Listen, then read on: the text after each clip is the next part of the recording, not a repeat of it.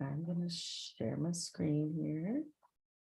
But thank you guys for joining our training day at MindLink Resources. This is something we do once a year just to kind of sync up with, all of the parties that we work with, our clients, our team. Yes. Okay. Awesome. And I'm going to introduce our team as we go along. So, but let's talk about the agenda and then I'll get going. So this morning we're going to talk about, we have a few presentations we're going to go over.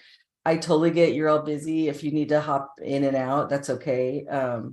So anyway, I'm going to give some remarks at the beginning about our theme, which is working upstream. Then Val's going to be talking about quality translations. Patricia is going to get into planning inclusive meetings, and we'll have a little break. And then Agnes is our teammate, and she's actually located in Poland. So we have a recording for her, but it's going to be really valuable. I was taking a look at that today. And then last, this morning, Shako's going to talk about some technology, including LinguistLink, which is our tool that we use, but also just some other tips and tricks on how to kind of manage language access using the technology that you have available. Then we'll do a break for lunch. And then this afternoon, we're going to get a little more deeper into the tech part. We're going to do a couple of breakout rooms.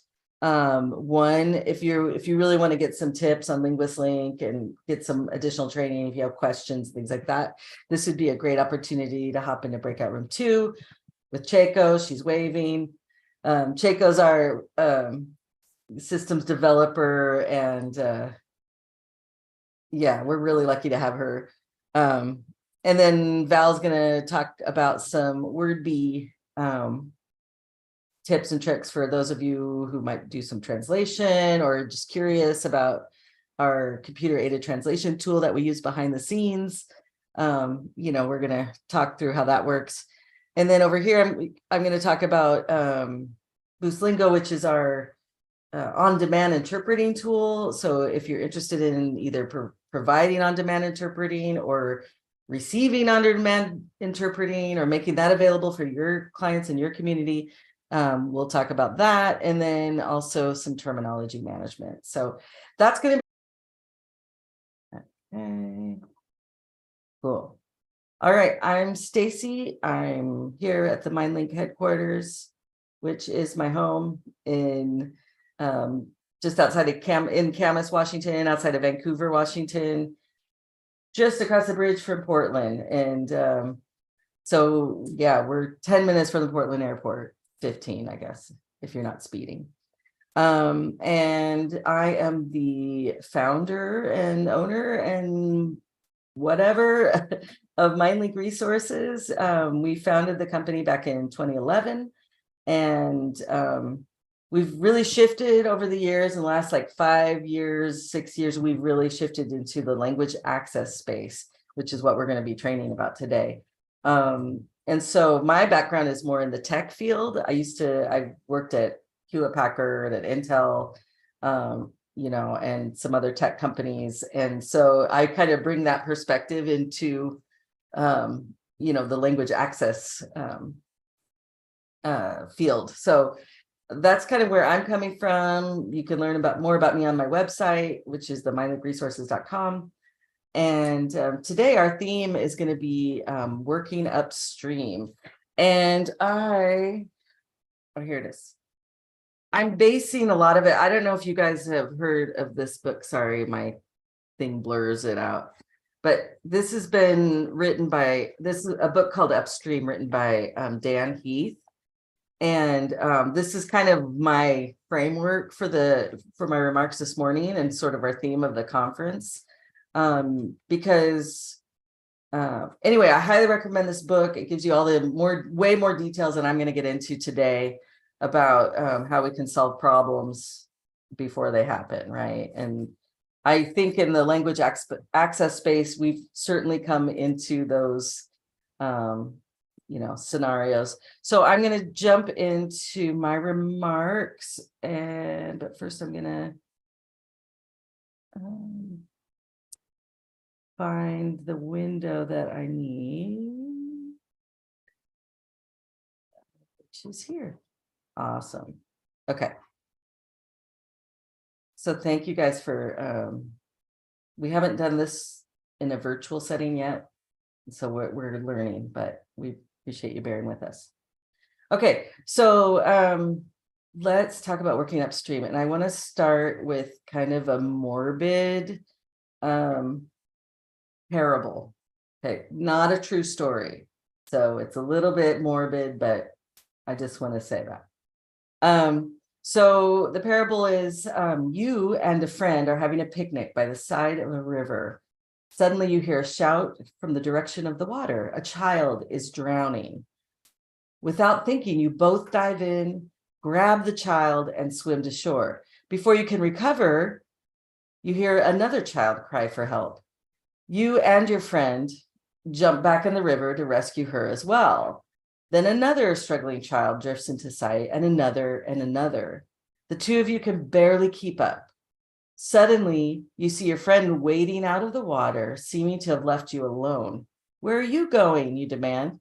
Your friend answers, I'm going upstream to tackle the guy who's throwing these kids in the water. And I think it's kind of, like I said, it's kind of dark. It's a little bit morbid about drowning children. However, I think it's so true that we're so busy just dealing with the problems that are right in front of us that we forget to stop and look upstream to see what might be causing that problem. And, there's a lot of reasons why, and that's what we're going to talk about today in my presentation. But, one of the issues, and Dan Heath talks about this in his book, that downstream work is actually easier to see. And so that it's more tangible. And so it's kind of easier to just deal with when things just show up in front of your face, right? And so, and sometimes doing things upstream is a little more ambiguous. And I know sometimes it's frustrating. Your organizations don't always value the upstream work. And so we'll talk about that as well. But let's think about, the difference between that downstream work and upstream work in the context of language access. Downstream work is reactive. So we see this a lot in language access, where the intentions are really good, but the outcome is not. And one of the things that comes up a lot with most of the clients that we work with, there's a lot of frustrations around rush jobs, short notice, things like that. And, like for translation jobs, you need 5,000 words translated in 2 days. Well, you're not going to get the level of quality in that kind of job as you would if you gave it more time and more space to get done. And so that's kind of an example of like something that would be, downstream. We get those kind of requests from our clients and we try to get those done for them, right? So that's us being reactive to those requests. But if we were really to have our choice and we're to think about this content, weeks before, we could plan that out, and we know it's not going to be ready until this day, and then we'll have it translated. But maybe there's things we could do to prepare to make the quality better and to save you some costs too. Same with interpretation appointments. We run into that a lot, where it's like, I need somebody in an hour, and that's really hard. And many times you're not going to get that appointment filled. Right now, at least in the Portland area, and I believe throughout Oregon and Washington, there's a shortage of interpreters, and certainly a shortage of interpreters willing to go on site. So if you need somebody in an hour on site, it's probably not going to happen. And so that's kind of an example of, reactive. Were there things that, you could have done in advance to kind of prepare for that, plan for that, and get somebody in there? Probably, most likely. So it's just the lack of collaboration is another issue, especially when it comes to like translation. I mean, we could get into all of these like funny, if you go to like Chinglish.com, you see lots of funny examples of translations, that have happened where obviously it's an embarrassing mistake. It has like costly implications to that brand. For example, the car Nova, when they marketed that car in Mexico. Nova in Spanish is no va, which is it doesn't go, which is not a good example. And there's other like major brands like that marketed in like China. There's one with Kentucky Fried Chicken, KFC, where the slogan was, instead of finger licking good, which is what it is here, they just translated directly and said, you're going to lick your fingers off, and so these kind of things happen all the time. I mean, there's whole websites devoted to this. So you don't want those embarrassing mistakes.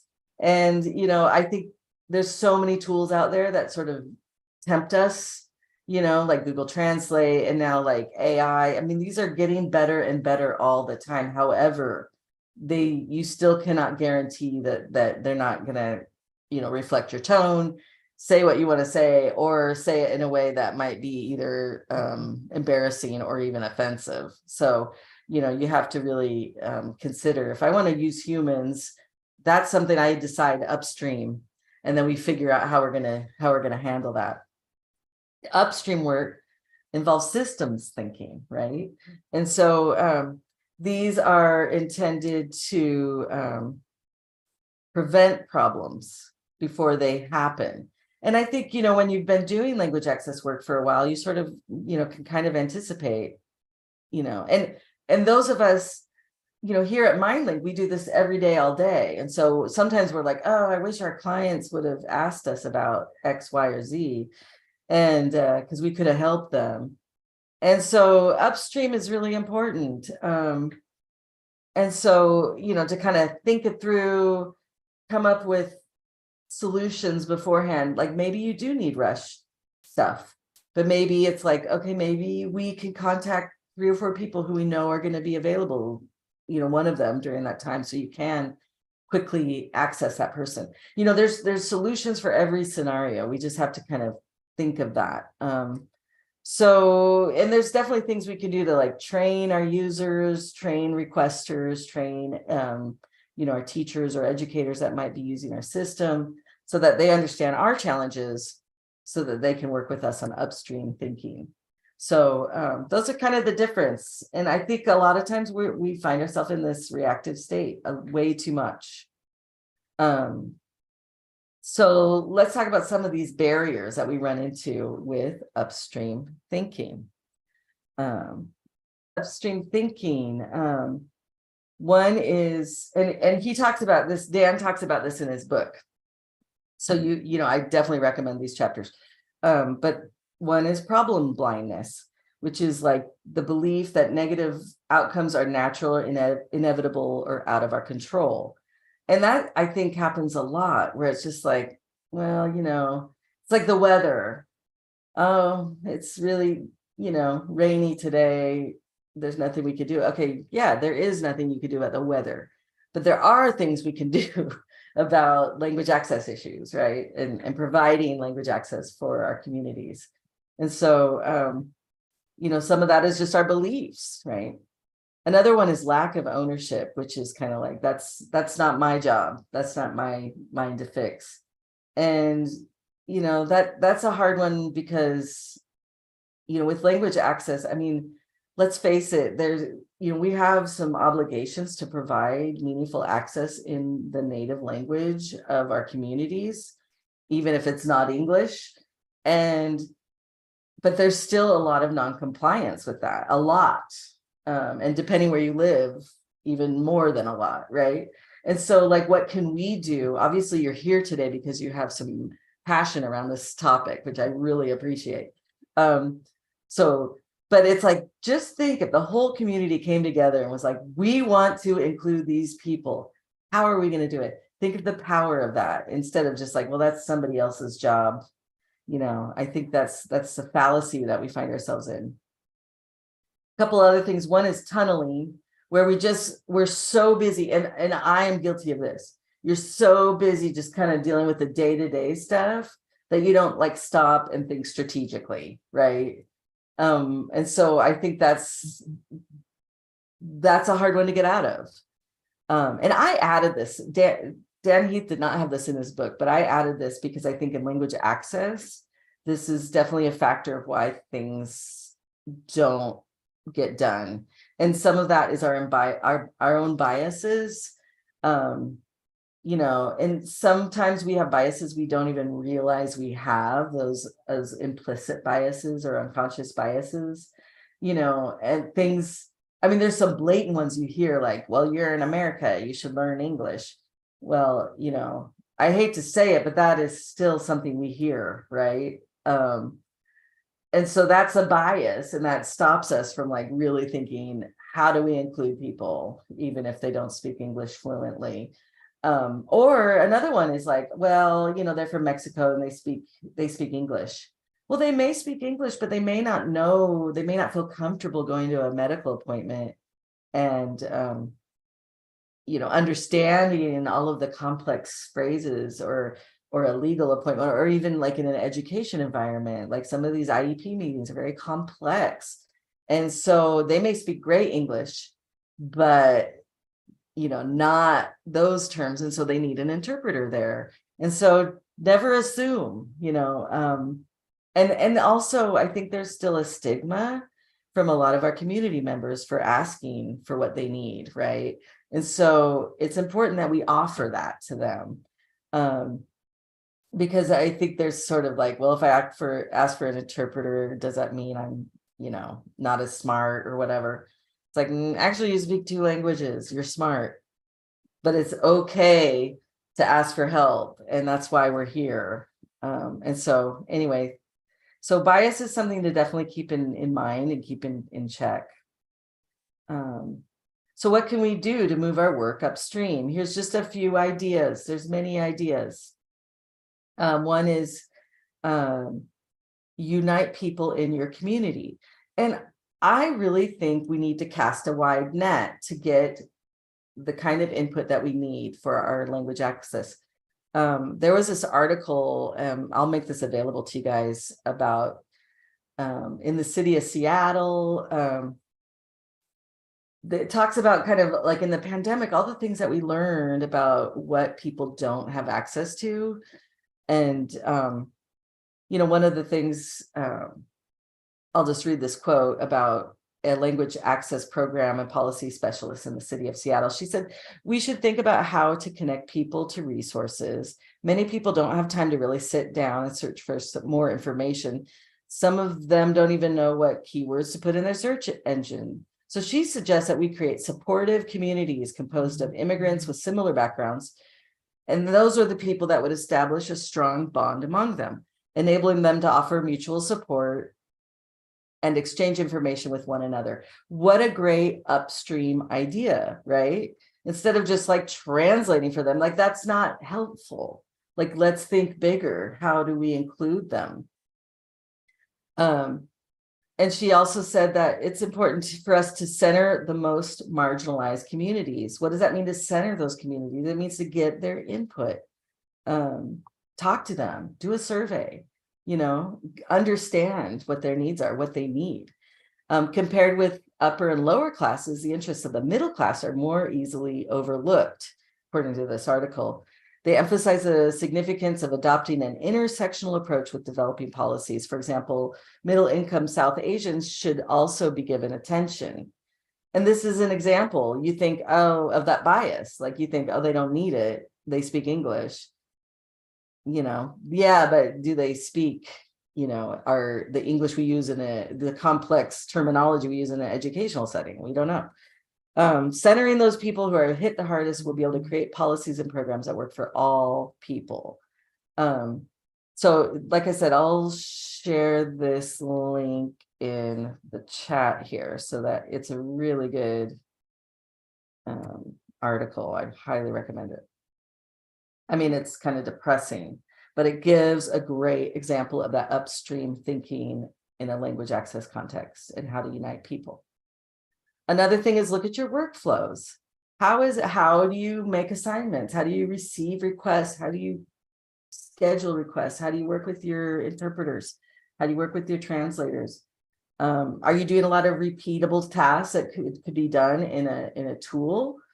Are you using tools too much? where you're not using a human voice, and so that's like a balance that you have to kind of find, but like take a look, like, and everyone on this call is involved in this workflow at some phase, right? And so think about how that, and one of the things I notice a lot in this industry, in translation and interpretation especially, you have a lot of very overworked project managers and schedulers and people that are just like frazzled. Shouldn't be that way. If everybody's providing the right information and thinking upstream, we could really limit the stress level. I mean, we have a high turnover in project managers. Really skilled people, have trouble.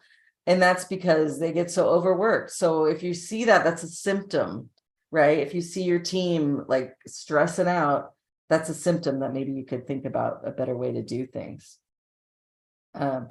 Create important measures. This is something I think is grossly lacking with the language access. Like, what are you tracking? How do you know things are happening, helpful, healthy, right? Are you tracking the number of requests you do a month? Are you looking at your fill rates of what appointments get requested and what you're filling? Are you looking at this data? Are you using it to think about better ways to handle it?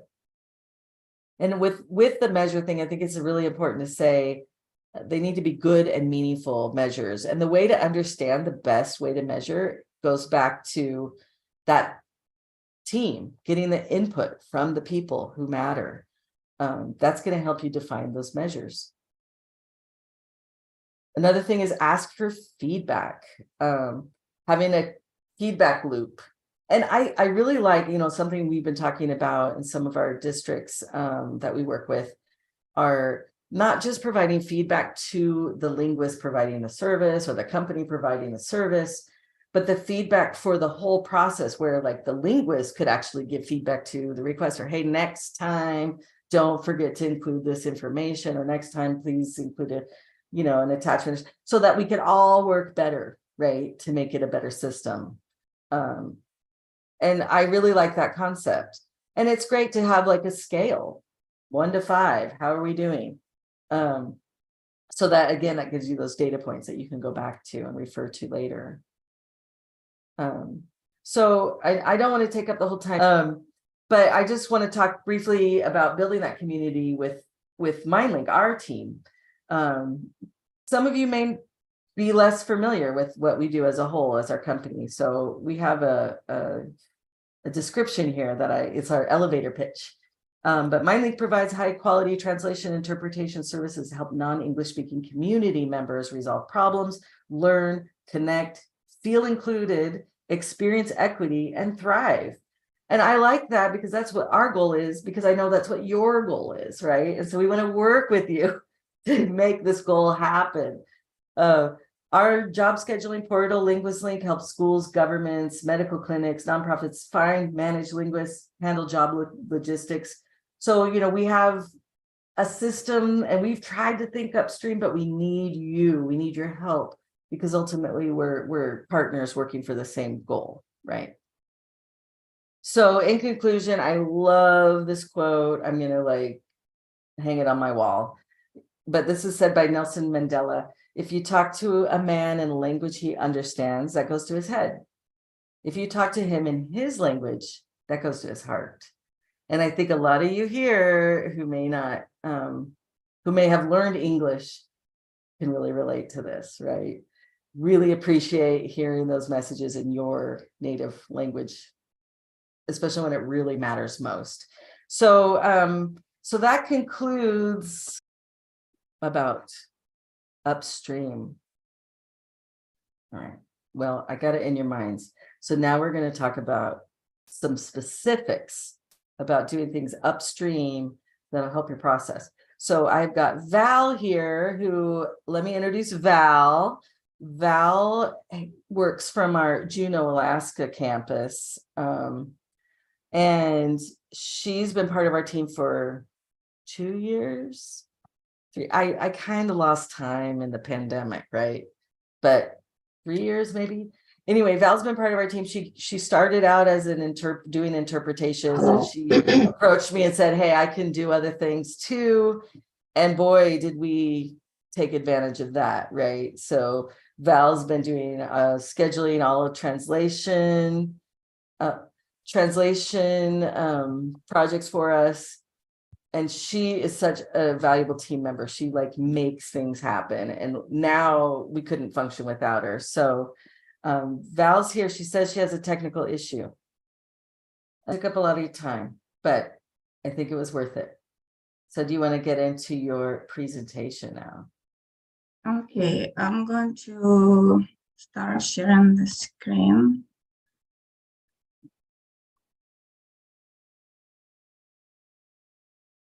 Can you see it okay? Not yet. Oh, okay, 1 second. Okay, there you go. Okay, there we go. So, like I mentioned, I'm the lead for the translation in our company, and we work with a lot of clients and vendors. And my job is to help all the stakeholders who are participating in the process to get connected, to get the best results done. So on this slide, you can see the list of the languages that are the top 9 languages spoken in the metro area. And this is only 9 languages, but they actually support pretty much any language. And if you don't have internal resources, we can always connect to other vendors and find somebody who can do the job. So a lot of languages going on. And I wanted to mention also that our company, the reason why I like working for it, and it makes me feel so comfortable. Everybody has some interpreting or translating experience and speaks a foreign language. It makes such a difference to feel, home all the time. So in our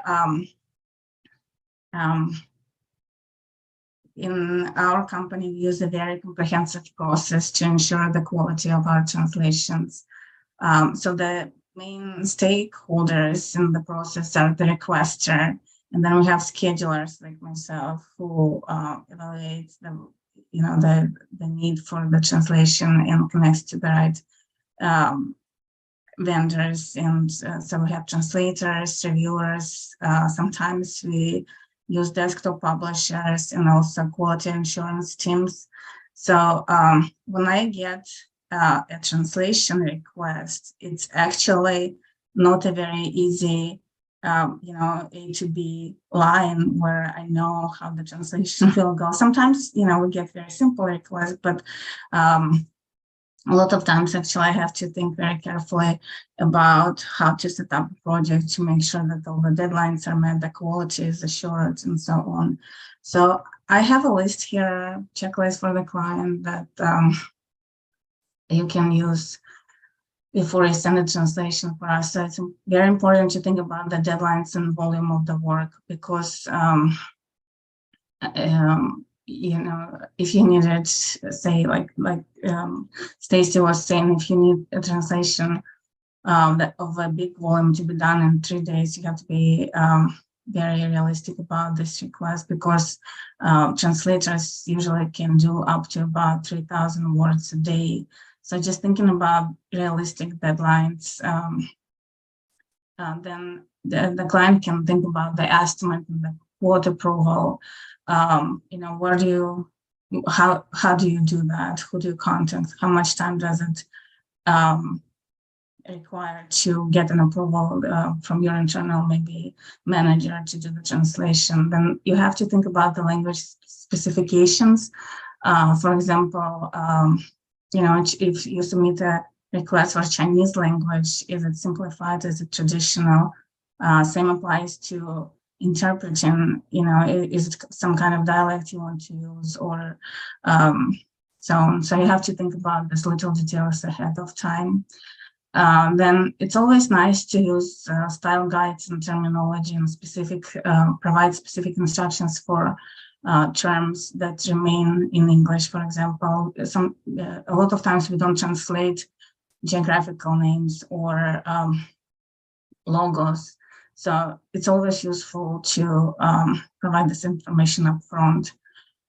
Then one of the things that we always kind of struggle is the format of the documents.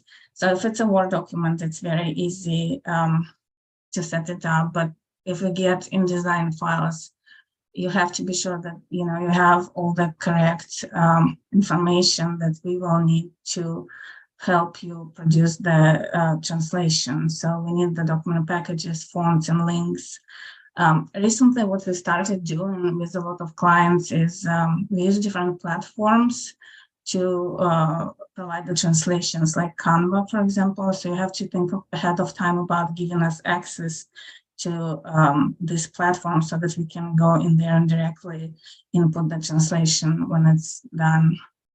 And you have to think about, do you need the quality assurance, for a PDF document or something that goes for print. You have to think about your delivery preferences, how and when you're going to do billing and invoicing. And it's always helpful to have, especially for big projects, it's very helpful to have meetings to debrief about the best practices that you can use. And it can be done before you do the project, or you can do it after. But the bottom line is that it's always nice to have feedback from all the parties involved, and that assures a good quality translation. So, like I mentioned, the quality of the source text is actually very important for the quality of the translations. It's nice to have the style guides, allow plenty of time for preparing your documents, and make realistic expectations. And we do accept rush project requests, and we are happy to assist when we have the team members. But at the same time, you have to realize that sometimes it cannot be the case. So allowing plenty of time to complete the work is always nice. I have an example here of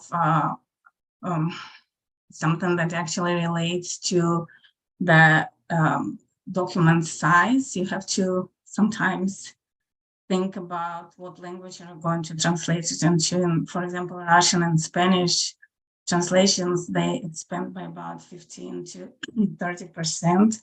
So if you have a document that had to fit 1 page or 2 pages, you have to kind of accommodate for that and allow us to reduce the font, or understand that not all languages are the same as English. So the end product can look a little bit different. And for Chinese, actually compared to Russian and Spanish, the text reduces by about 10%. So the translation may not look the same. And these are kind of the things that you may not know upfront, but as you work a lot in the translation business, you actually learn a lot of these things. Then this slide is about the expectations.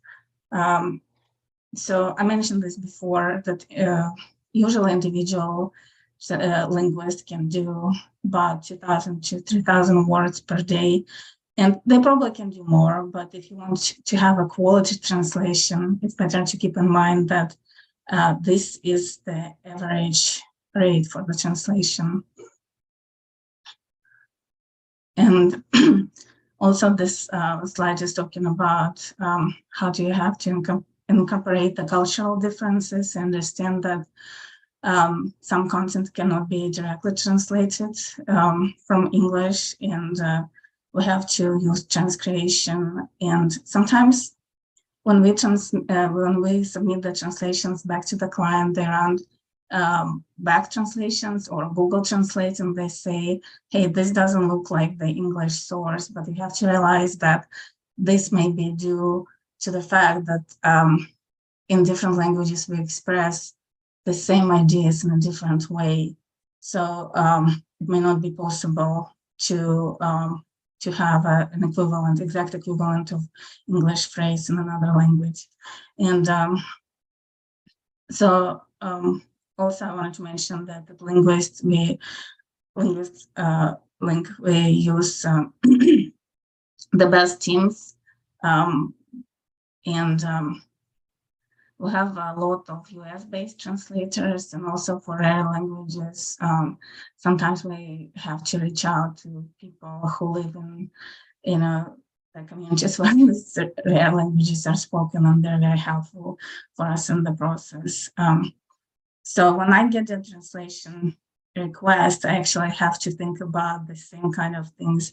What are the deadlines? What is the volume? What is the word count? Who are the best translators I can use for this particular job? What is the format? What kind of workflow should I set up to complete work? I have to think, whether we will need the desktop publishing or quality assurance team. And I have to communicate about all these details to my team members so that they know ahead of time that, we only have 5 days to complete a big job, but we have 5 members that are going to be included in this process. So we have to think very carefully about how much time everybody needs, how do we work as a team. So I always have to think about the big picture, about the details. Here are the workflow examples that we use at MindLink. A lot of them are, of course, translation and revision, but there are also some other workflows that we can follow. For example, you can do translation, revision, proofreading, and then the client may request to do the back translation or 2 parallel back translations. So depending on the needs of the client and the type of document we translate, we can modify that information. At MindLink, to ensure the quality of the translations, we use 2 different management systems. We have administrative part, which is LinguistLink. That's where you can create your project, submit your proposal, assign the jobs, do all the invoicing. And then we also have a system called WordBee. That's actually where the majority of our translations happen. So once in a while, our translators do the work in the Word document or directly in the document, but I would say that in about 90% of the time, they have to go through the WordBee translation management system. That's our comprehensive system where we count the words, we do all the cost and invoicing, and then the best feature of the system is actually the translation memory. So for many years that we have been using the program, we actually created very comprehensive translation memory. And if you come to us with a document that is slightly modified from the last year, we never have to translate the same content again. So that saves time, that saves money and effort for everyone. And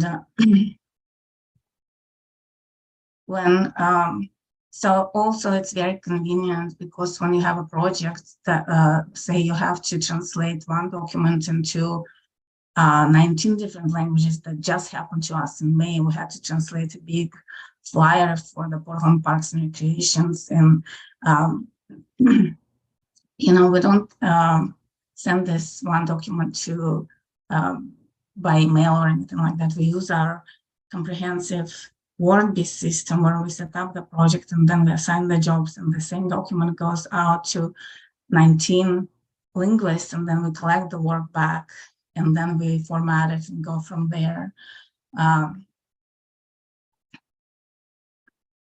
Okay, what else did I want to say? Oh, excuse me, one of the new services that we started offering to our clients in the last, I would say, year and a half is that we work with our clients on the terminology banks and glossaries. And that helps us a lot because when we get a new translation, for example, for Parks and Recreation, we don't have to sit down and like create new term every time. We just agreed, a group of translators for each language agreed on how a specific term will be translated from now on. Then I went into revision by the internal committee in the Parks and Recreation. Then we collectively decided that this particular term will be translated this way from now on. And I think it actually helps a lot the quality of the translations. So to summarize everything, this is share my screen. All right. I'm going to introduce Patricia real quick. As she mentioned, she's doing a lot of, we're a small company, so everybody does a lot of things. But in addition to, she's kind of our primary scheduler of interpreters. She works a lot with the schools. Lately, she's been really focused on Portland Public Schools, filling in for maternity leave for them. But she's also, works really closely with Labey, as needed. And so she's super valuable. Like she said, we go back a long ways, and I was super happy to have her join us. And now she's opening our Austin campus of MindLink Resources, which is awesome because Jessica's there too. So you feel like it's really meaningful and you try to help. It's not just a scheduling job. That's how I see it now. And that's where it fits within education that's becoming more inclusive, which is a great thing. It's inclusive means more students come from diverse background, and it leads to a multicultural environment. However, just placing children from the diverse backgrounds into the classroom doesn't always have the best positive outcome. It needs a lot of thinking and planning. And I think like interpretation, which is facilitating communication through language, I think this plays a really important role in this framework. And that's what I want to talk about. Before I talk a little bit about the challenges and how to best plan interpretation based on what we noticed, I wanted to explain again, and I know many of you are familiar, but just to remind you the difference, the two modes of interpretation are consecutive and simultaneous. There are variations, but these are the basic modes. And that's really, really important. That's where you start when you plan an interpretation. Both of them refer to bridging language barriers in spoken language, but there are very important differences. Consecutive interpretation, in this mode, you listen to, let's say in a school setting, you would listen to the teacher and you can take notes. You listen to a few thoughts, you can take notes, and then you tell that to the parent in their language, and then you convey back to the teacher what the parent says. So there are small breaks in between where some interpreters take notes, and it's not very fast. So typically one interpreter is enough. And most consecutive meetings are small meetings, not a lot of people involved. In the school setting, it's typically parent and teacher. Sometimes the students are there as well. And so a lot of special education meetings are consecutive. Simultaneous, on the other hand, is when the interpreter will speak at the same time as the requester. So it's just a few seconds delay, and the interpreter will speak in his native language and typically to a wider audience. So simultaneous interpretation is usually for larger events. And because it is the time factor is so important, there are no breaks. Basically, the interpreter will speak at the same time as the speaker. Typically, they won't do a simultaneous interpretation by themselves. You have usually two interpreters who will switch back and forth. So you do 20, 30 minutes and then take a break and the second interpreter will continue. So the setting is different and also the mode of interpretation. And that's really important to keep in mind when you start planning. The interpreter's job can be stressful. So, what I notice is that it's really important to plan well and to make sure you remove all the hurdles before the interpretation actually starts. Because unlike other linguistic projects like translations or QA, in interpretation, the timing is so important that any problem becomes extremely urgent and difficult to handle in the very last minute. And I'll give a few tips and explanations how we found, by scheduling a lot of meetings, how we found we can do a good interpretation and plan well so that it is successful in the end. So before the meeting starts, the first part is to decide if simultaneous or consecutive is the best mode for the meeting. And I already talked about it a little bit, how to decide on that. And whenever the requester is not sure, we are really happy to help with the planning. So we do more than just scheduling meeting. We talk with requesters, with teachers, and we help as much as we can. The next step is to decide if the meeting should be in person or virtual. Virtual typically would be a video meeting like we are doing today.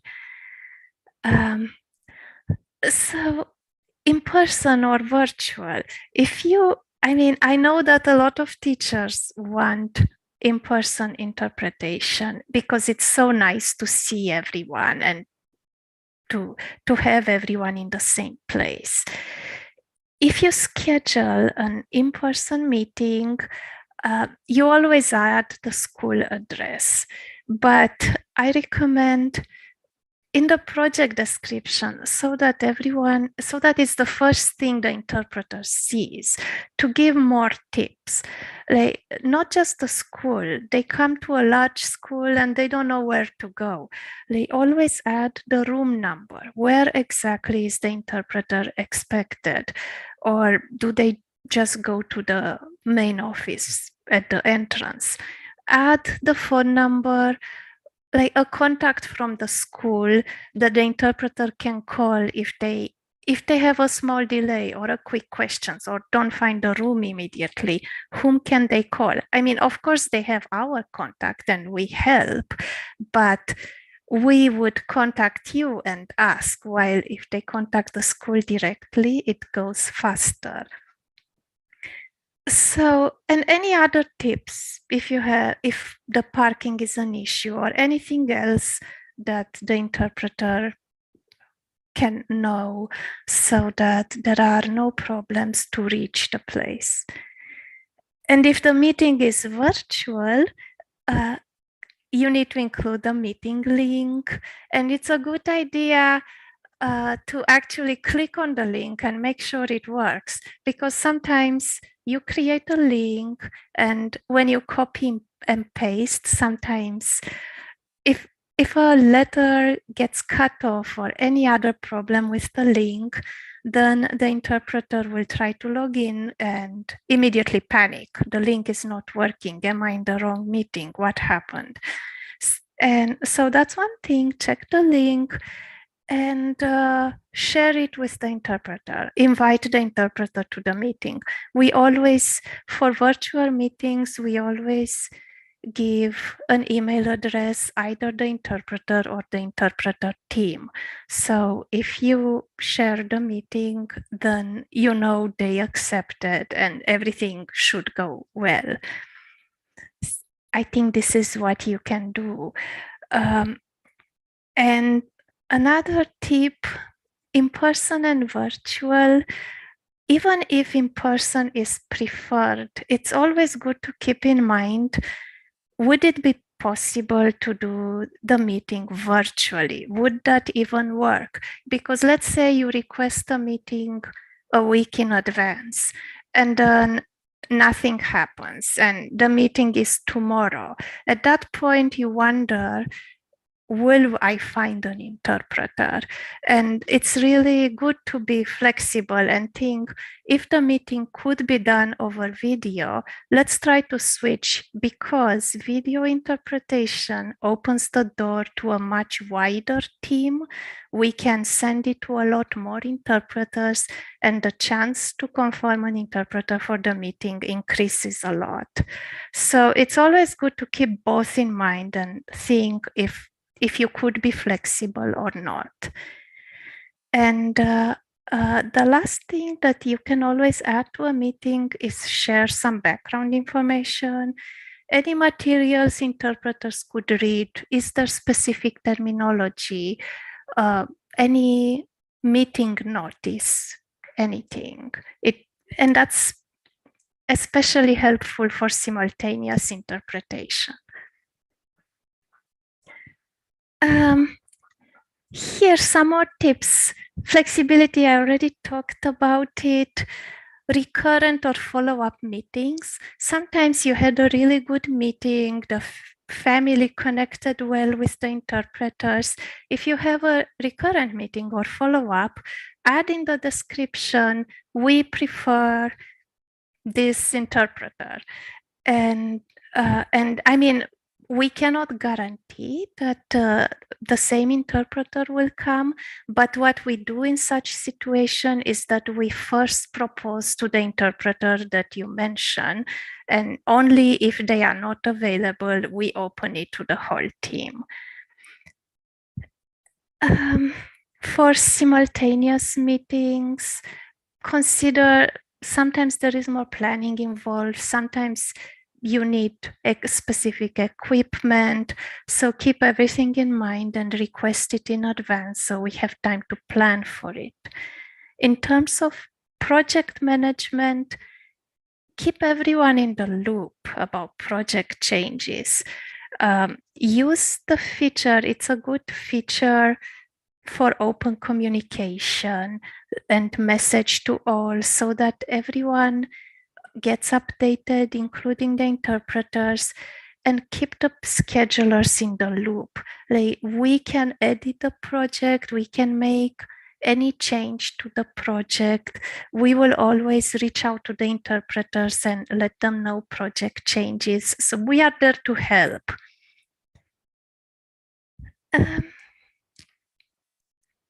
Yes. And some last thoughts about interpretation and planning. What I thought helps is to think like an interpreter. If you were the interpreter for your project, what would help you prepare best?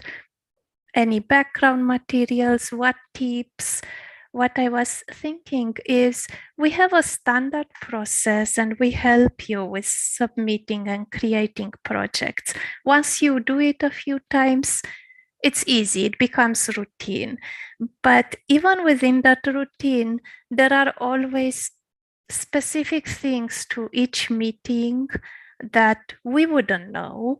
And if you keep that in mind, for my meeting, there is an issue about the family. And if the interpreter is aware, it helps prepare.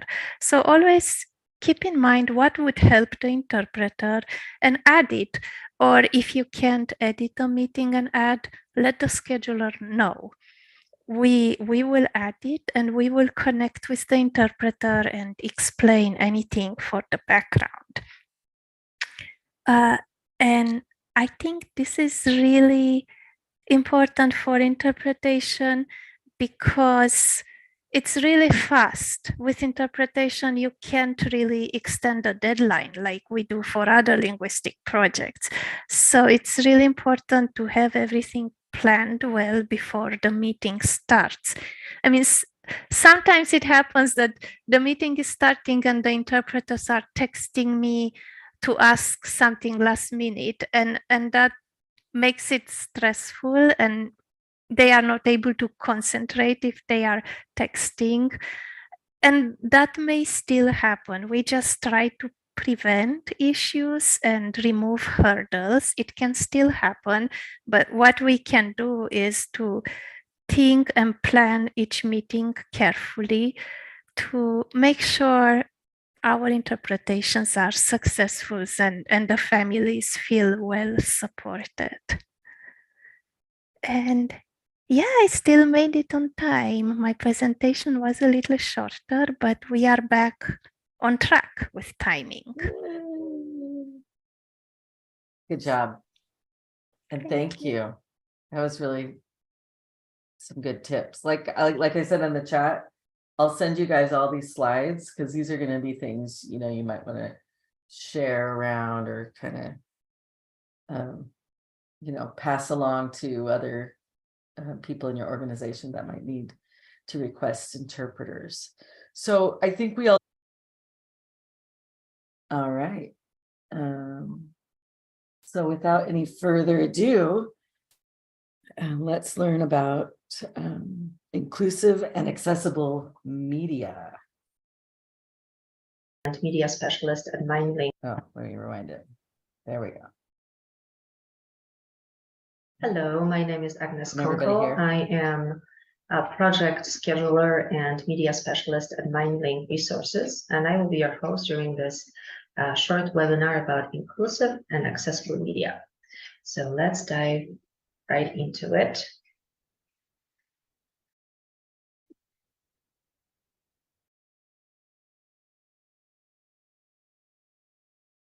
The agenda for today is introduction, subtitles versus closed captions, benefits of subtitles, how does it work? So a quick peek behind the curtain, subtitle fails, everybody's favorite, and a summary. So for the beginning, some statistics. In 2023, over 80% of internet traffic consists of video content. It's one of the best ways to reach your audience, connect with clients, customers, and share news and content. I think you are probably well aware of some of those numbers, since we all live in the world where videos are really prevalent in our everyday lives. Here are some online statistics. The number of digital video viewers worldwide is expected to reach 3.5 billion. In 2023, people are watching on average 17 hours of online videos per week. People are 52% more likely to share video content than any other type of content, and 75% of viewers watch short-form video content on their mobile devices. So subtitles versus closed captions. I think that the two are often mistaken, and people don't actually realize what the difference is. So let's start with the subtitles. Subtitles are used to translate speech on a video, and they're generally intended for people who don't understand the language of the video. Therefore, all speech is translated into another language. Moreover, only the spoken words in the video are transcribed. So anything that is being said is essentially transcribed and turned into subtitles. On the other hand, closed captions transcribe what is said, but they also transcribe background sounds like music or other noises that may be important for understanding what is happening. In this case, they're intended for someone who either can't hear the video or doesn't want to hear the video. For example, when someone is in a crowded train and doesn't want to bother other passengers, also you may want to turn on closed captions in a hospital, library, where you cannot really or don't want to have the sound up or in a high volume. More statistics. What surprised me the most, I think, when I first learned about that was you usually think about maybe closed captions or subtitles being used by older people or people who have some degree of hearing loss. And it turns out that actually those older people, baby boomers, turn on the subtitles. Only 35% of them turn on the subtitles. And look at the Generation Z, so the youngest people, 70% of them turn on the subtitles. So it's, to me, it was an eye-opener, really, that we reach wide audience by allowing them to use subtitles, and not just the older people. Actually, it's quite different. Transcribe videos in Spanish, Vietnamese, simplified Chinese, and Russian. These are our 4 most popular languages. However, we can do it in pretty much any language required by the customer, and we're happy to do it. For education, literacy purposes, and better understanding, people prefer to watch videos with subtitles because they understand them better. Not everyone learns in the same way. Some people need to see things while others need to listen. If the video has subtitles, you can be sure that everyone will receive the intended message regardless of their learning preference. And I actually fall into that group. I do understand English. However, I will admit that some English accents are, especially the, let's say, Scottish accent, is really difficult for me to understand. I remember working at the Grand Canyon and having a tourist from Scotland, and she asked me, it sounded like, "What's your favorite nearest tune?" And I'm thinking, oh my gosh, is she asking me about my favorite music, my favorite nearest artist who plays music? I had no idea. And after asking her to repeat that for embarrassing 3 or 4 times, I finally just asked her, can you please write down your question, even though she was standing right in front of me. And it turned out that she was asking about the nearest town. So here's a case in point for you. And I find that many other people use subtitles, even though they do understand English, just for better understanding, to expand their vocabulary, learning purposes. All of that falls into this category. Subtitles boost the search engine ranking. So obviously it's crucial to provide high quality content that not only do your customers like, but they also learn something from. Your content should also provide added value. Let's not forget that your goal is probably also to secure a good ranking on search engines. If you reach a lot of people and they watch the whole video until the end, it will help increase your ranking on Google. What's more, subtitles also help to secure a better positioning on search engines, as Google indexes subtitles on videos. However, it doesn't index closed captions that are added automatically. like those you can add to YouTube videos. So you actually need to provide a transcribed text in order for that to be factored in. And consumer preference, 69% of consumers prefer to watch videos without sound when in public, and 25% prefer to do so in private, according to a study by Verizon Media. At the same time, 80% of these consumers prefer videos with subtitles. So anytime you are in a public space, in a hospital, library, plane, a train, or simply you don't want to bother other people around you, that's when you turn on subtitles and mute the sound. So let's talk a little bit about how does it work. I'll take you on a short tour how we do it here at MindLink. So when we receive a request for subtitling, we typically get a video without a script. It does happen, however, quite rarely that a customer has a script already prepared. But obviously it's nice to receive one, but if we don't have it, we just have a raw video, we are able to transcribe it. We use a software called Sonix to turn speech into text. And it's a great program. It works with a variety of languages. Usually we get videos in English, and we are asked to provide transcripts in English and then translations in other languages. But occasionally we work with videos in Spanish, and Sonix is set up in a way that we can transcribe text in Spanish with a pretty good results. Of course, the transcription quality depends on various factors such as the clarity of sound, background noise, how clearly people speak, etc.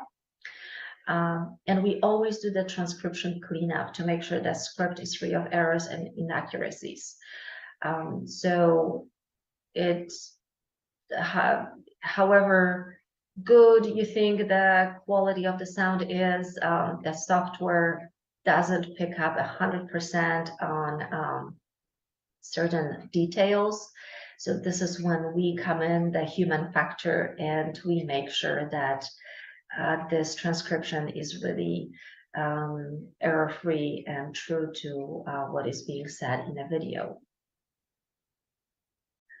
This is the cleaned up version. So as you can see, we already added names.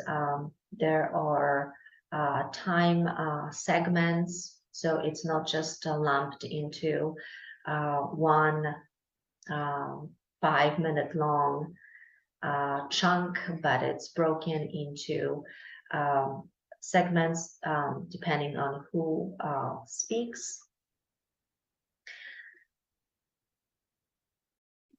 We can then generate an SRT file, and this is what we send to our translators.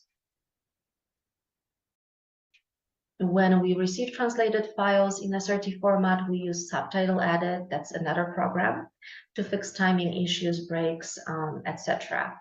We adhere to industry standards of 2 caption lines per screen.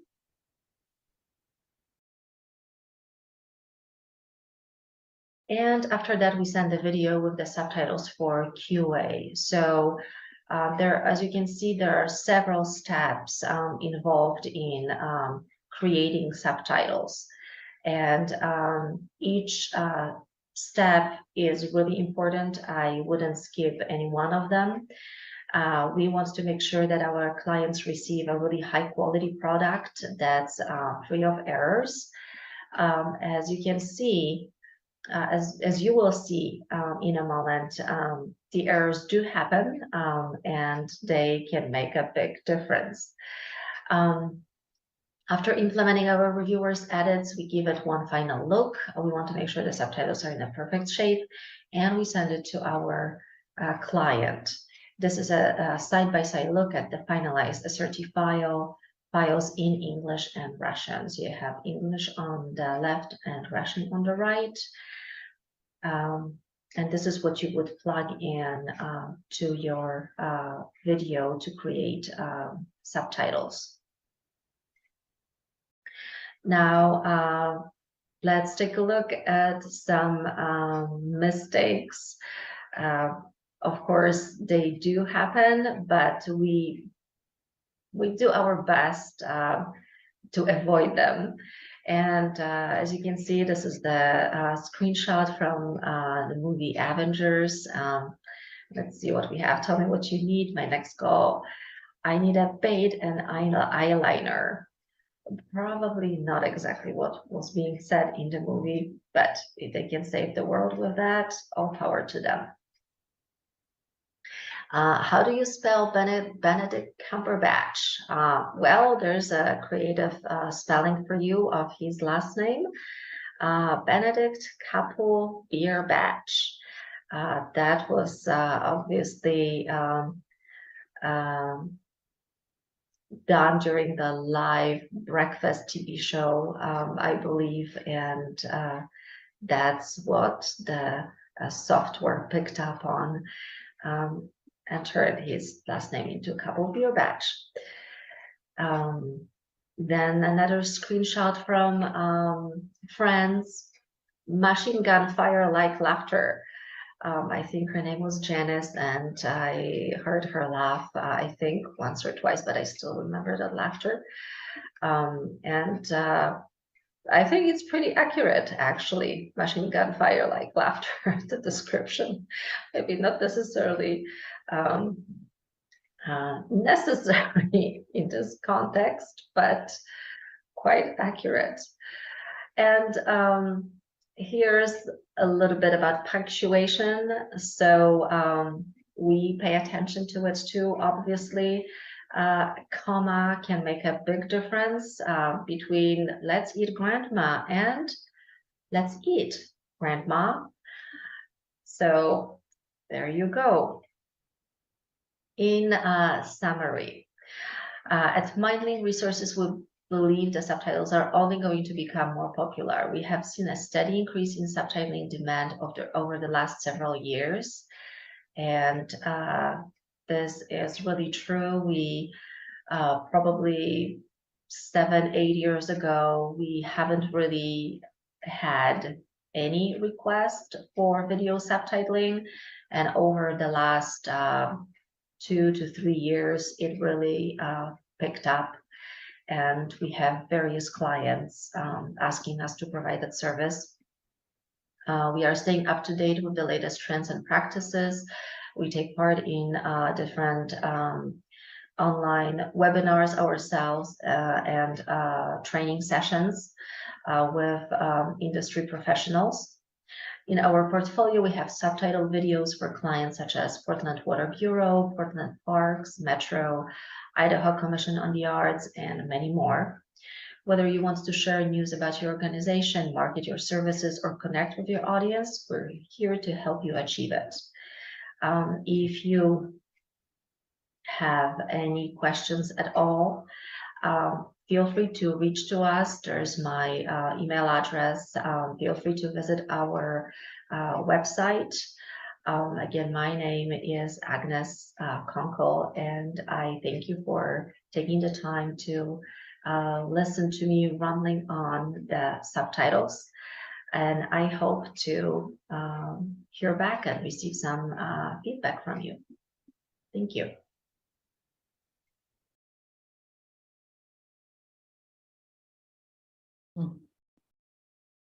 That was so good, Agnes. Again, she couldn't be with us live, but I will say about Agnes, like she said at the end, the subtitle thing, certainly during the pandemic, we started, because of the remote meetings and things like that, we started getting some requests for this, and we're always up for a new challenge, and Agnes had been serving as our QA lead for a few years. You know, Agnes goes back to, she's been with me since almost the beginning of MindLink. So, and it's been like, you know, crucial to our organization. So she was serving as our QA lead. And so I approached her when we started getting some requests, and I was like, what do you think? Should we learn about subtitling? Not only did she learn about it, she's now kind of an expert on subtitling. And, you know, there's always new things to learn as well, but we've done some really cool projects around that. And if that's not something you're currently doing for like your school district or your organization, you should think about it, because it's really an easy way to provide inclusive content. And it's, you know, you get a lot of bang for your buck with subtitling. So highly recommend it if you're not currently subtitling. That I'm going to tell Agnes my only complaint about her video is she didn't add subtitles to it, but we will when we get it posted on YouTube after the fact, so you can see how that works. All right, so last but not least, how you doing, Chico? Oh, Yeah, I'm good. there you are. Thank you. Yeah, I think we're doing great on time. Is anyone have a question towards the previous three, presentation? Yeah. Like Jessica, Levi, Karen, do you have any question? Any questions, any comments, anything you want to think about? Before going to technical Oh. part. I have a question here in the room from Chris. Yes. This is more of a comment, but when it comes to subtitles, Can you hear her? they're actually becoming more and more relevant, especially in like media, like movies or videos, because back when for the talkies initially came out, the talking pictures, actors really had to project, get the sound out there, and part of good acting was being able to project. But Mhm. now that we have so many more microphones, they can go in and change sound after the fact. How much an actor projects or how the microphone picks it up, they're not as worried about anymore. So it's come to bring forward a lot quieter performances, which especially people with like hearing disabilities or even just myself, I find it really hard if I don't have like earbuds in or something. If I'm watching something on TV, I always have to have subtitles because I can't hear what's going on. So yeah, it's just with technology improving, unfortunately, being able to hear it has somewhat regressed. Yeah. Yeah, that's actually a good point. I use them a lot when I'm watching like British shows, like what Agnes was saying about Scottish. I'm a native English speaker and I would have had to do the same thing. And so I tend to turn them on, or just like shows that might have quieter dialogue, or certainly in other languages. But I loved her funny examples because now that we're in the subtitle working on subtitles more, I observe them more like when I'm watching Netflix or something, and you can see some funny things. You're like, they clearly didn't use MindLink for their subtitles on this video. But yeah, I mean, the thing is, you don't even have to be like a Hollywood level, like this training will add subtitles to, and it will make it more inclusive. And certainly we want to include any deaf, hard of hearing, people, that this is as important as language, when we think about language access, the ASL interpreting is a big part of that. So, and providing subtitles is an easy way, or caption. Thank you. Thank You're you. good. Thank you so much. So I created this presentation towards the working upstream, the theme, and I'm Chieko Duncans, and I'm a MindLink Resources, the system developer manager, and also I introduced myself earlier, LinguistLink technical support. And I was a linguist, and I became a project manager and start using more for the LinguistLink. And then I went to college for the computer science and become developer. So I know what the linguist, needs for the system. And also I think I know more about how the scheduler wants to use our LinguistLink. So I think overall my history of becoming my developer actually helped me to help the LinguistLink websites. So here's a tips to optimize your email inbox. I want to,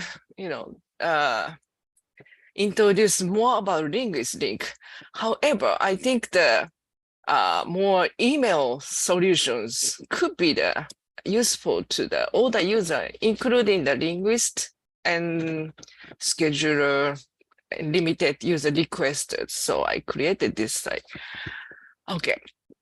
So tips to optimize your email inbox. So if you feel once or many times receiving so many emails from LinguistLink, then I think that you should learn just 5 or 10 minutes. You can use these tips to optimize your email inbox. So I'm not very sure what the email services everyone uses, but many companies in the organization use the Gmail platform. So I think I like to introduce some of the tips. So in Gmail, there is a feature that you can automatically move your emails to folder in Gmail. So when you try to search it and go to the up hand side, there is a slide mark that is you can find the filters setting. And to me, I click the apply the label. This is when you receive the email, you can automatically assign the new label. So like if you receive that you are assigned to this project, or you are receiving the project is completed, you can, there is an email title has a the same titles we use. So you can copy and paste the title and apply the label. This feature automatically do it. And the Gmail official help page tells you how to do step by step. But when I go through it, there is a lot of reading. So there is a WikiHow tell you more easier what to do, how to automatically move emails to folders. There's a link in the second one. And there is a YouTube video. If you like more like, video and learning, there is a videos too. And also, if you are not using the Gmail, like Yahoo Mail, Outlook, AOL Mail, and iPhone and Apple product have iCloud Mail, and some, I think, Chinese one, Yandex Mail, and in Japan, it is popular Hotmail as well. I'm sure in US, there is many Hotmail users as well. If you want to know how to move the emails to folders, you can use this automatically move emails to folders in a search with Google or any web browser to search it. And then in Yahoo or in Outlook, and you can find the tips how to do that too. Okay, so the early announcements to tackle the future projects beforehand, early announcements might help you to, control the future volumes you need to tackle them. Are you expecting to have large amounts of interpretation requests in a month? So I know there is many schools have a parent-teacher conference in October or November. Some schools has in the end of September. If you already know there is a lot of interpreter meeting needed, then I strongly recommend to put the announcement on the linguist link, so that that tells all the linguist link user, oh, I need to request for the interpretation as early possible, so you can put the announcement. Okay, so announcements is a tool in linguist link that allows scheduler to post information and updates to all the requesters and limited users of an account directly in linguist link. So your announcements is customizable per account. So it is not overall all the linguist link users will see. It is not that way. The only your account users will see, so you can customize. So the account-wide announcement will be shown in my projects page. You will see here account announcement in between the yellow section, and below is my project. In the middle there is account announcement. So it's time to plan ahead to our parent teacher conference 2023. Please submit before September 20th. So we have time enough to find all the interpreters. So you can put your announcements right here. Okay. Oh, hold on a moment. Before going here, if you are requesters and if you see there is no announcement showing up, you might contact your scheduler, account scheduler. They can put the announcement. So please remind each other if you like the announcement. Okay, let's go. This an early reminder. Are you expected to have large amounts of interpretation requests in a month? So this is the same situation. So announcement is useful as well. But if you simply want to remind the requester, or in do you have any interpretation requests, a lot of them coming, and then you can remind to requesters, as well as requester can remind the schedulers.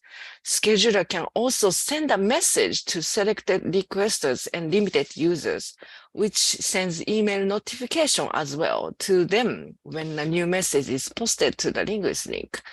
So this is where you can exchange those reminders. When you click this is the linguist link. This is a limited user and requesters view. When you click the announcement, my inbox, conversation pages will show, and you can create a message, and after created a message and submit, you will see the manage participants. In there is a drop down. Your only schedulers will show, so you can click the scheduler you want to remind and select, and you can send a message to the scheduler. Also, if you created the project for some event, and you need 10 more language, or 10 more meetings coming to similar project, you can request a message from here. It is called the message scheduler button. It is lime green. Do you see that? And you can send a message to your account scheduler from the project page as well. So you have two places you can send a message. Okay. Do you have any question so far? Okay, let's go to the next one. So pre-event day prep web browser tips. So you probably have meetings on the day if you have a parent-teacher conference or any big meetings. You have 10 o'clock 10:15, and next interpreter needed at 11, 11:15, 11:30. There is 5, 6, 7 meetings ahead. How will you prep it? So this is the web browser tips for it. So if you have more than 3 consecutive meetings lined up for you, then I would encourage you to use these tips. You can prep your web meetings and meeting information pages ready and lined up for event meeting ahead of time. Keep the tabs on your tab in Google Chrome. This is a good the blog page, the Google Chrome, the Google support site provide. So you can click this and show you the how to do it. So this is an example. You will see I have so many linguist link mark and document open and Slack chat and some other project page, and I did Google research. I have so many tabs open. And when you have a meeting coming up 3 or 4 or 5, sometimes 10 meetings on a day, how you prep it? You can click the page and there is other tab to new group from 1 to 3. You can click that. How to show this one? You can not double click, right click and click the other tab to the new group. And I added the title of the tab as the PTC, the Parent Teacher Conference /2023 October 10th. So if I have a meeting on October 10th, 11th, and 12th, so I would create 3 tab group. And the first one is the PTC 2023 October 10th. And I put in a purple. And if you have more meetings, so the next of is the linguist link mark. And the next of is the red circle. That is a meeting link I open from there. And next linguist link, that's the project page of the appointment information. And next one is the appointment, the Google Meet links. So I open up from the 10 o'clock, 10:30, 11 o'clock, and open the event meeting URL. Then I added the tab to the group. So you can open the tab and you have the present meetings all ready for you for a day. You might want to do this the day before before the event, all the schedule starting up. So this is very helpful, and I use this for when I do the technical support from the morning to afternoon. If I have a 10 supporting the sessions, I use these tips. Okay, so it happened to me. I closed the tab because I thought I can reopen again. And it was a little difficult because I couldn't find how to close tab group and reopen it. So here's a step-by-step guide for reopening the closed tab group, how to reopen the closed tab groups. So this link tells you how to reopen the closed tab. So no worry if it happens to you. Okay, so this is a little different than what I thought. I thought when I clicked the right click, some new page and show the tab, it was not like that. So when you see from the top on the right side, the X mark and square and underscore and the arrow down, that one, you click it and they will show you all the closed one. And I type in PTC, that is my tab name, the part of the tab name. So PTC 2023 October, those one is show up. When you click the bottom one, 6 tabs 6 minutes ago, I closed 6 minutes ago. So that one show up all the tabs for you. So this is how to do it. Okay. So far I explained about the the tips about the email and the reminder and how to use a tab. If you have any link related technical help, you can access to this link technical support page by clicking the nearby the link mark. There is the home and how does it work. You see get help like ambulance mark. Click that will open the link support page and open the technical support. You can reach me reach us the technical support team directly. And this one that is very easy to manage all the questions. So please use that whenever you have any question. And if you have urgent matter, you can call us this number and email us if it's not urgent. Okay, thank you very much. Do you have any questions?